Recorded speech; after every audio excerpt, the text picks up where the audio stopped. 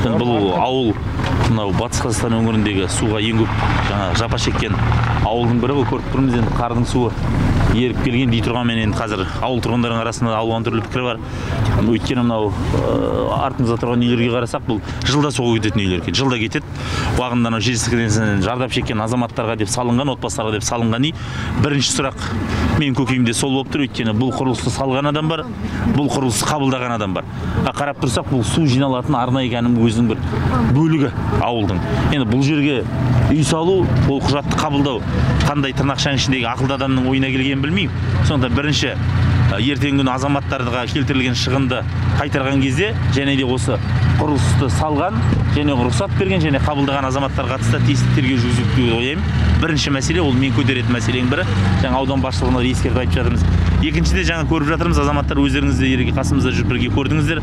Мына үйлердің ішінде 1 метрден астамға су көтерілген. Анау үйлердің қабырғасын қараса гипсокартонмен бөлінген.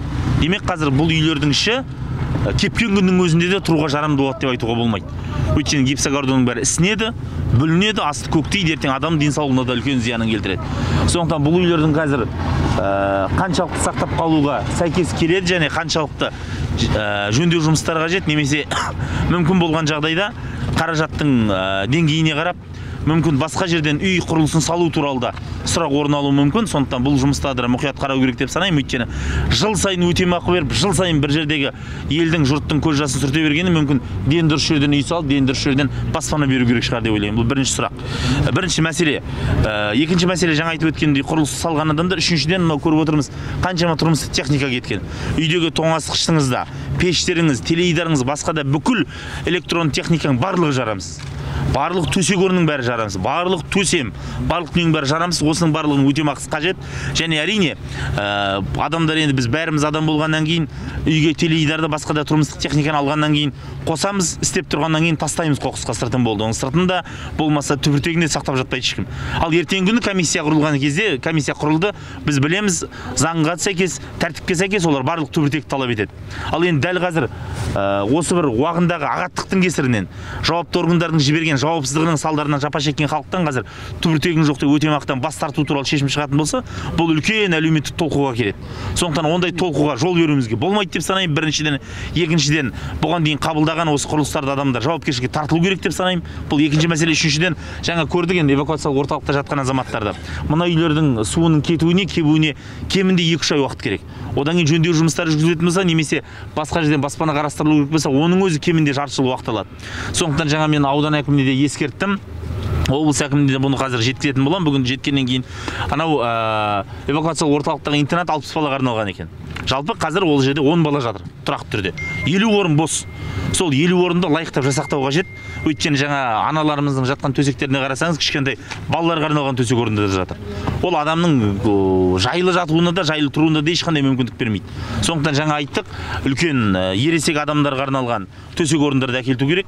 Төсек орындар қою керек. Шүкір, қазір волонтерлар келіп жатыр, тиісінше көмекте беріліп жатыр. Соның негізінде төсектерді қайттан жабдықтау керек. Өйткені қазір бір күн емес, 2 күн емес, 1 ай емес, 2 ай емес, қанша ай жататын әзірге адамдардың белгісіз. Сол нәрсені жасақтауымыз керек. 2. Одан кейін мынау азық-түлік мәселесін ескертіп жатырмыз. Азық-түлік мәселесі қандай қажеттілік болса, соның деңгейінде тапсырыс береміз дегенді айтып жатыр. Мынау ауыл әкімі, аудан әкімі. Дей тұрғанмен бұзылмайтын азық-түліктер бар ғой. Сол бұзылмайтын азық-түліктерді тиісінше көбірек алу керек. Бұл тағы бір мәселе. Өйткені өңірдегі жағдай бүгін ертең тұрақталып қояды дегенге келмейді. Өйткені таңертең облыс әкімімен облет жасаған кезде, көктем бақылаған кезде, мына көрші елден келіп жатқан судың қарқынның үдеп жатқанын көріп отырмыз. Мен қателеспесем, Қараөзен мен Сарыөзеннің есебін алған кезде Ресей тарапынан бірінен секундына 300 текше метр, бірінде 77 текше метр су келіп жатыр.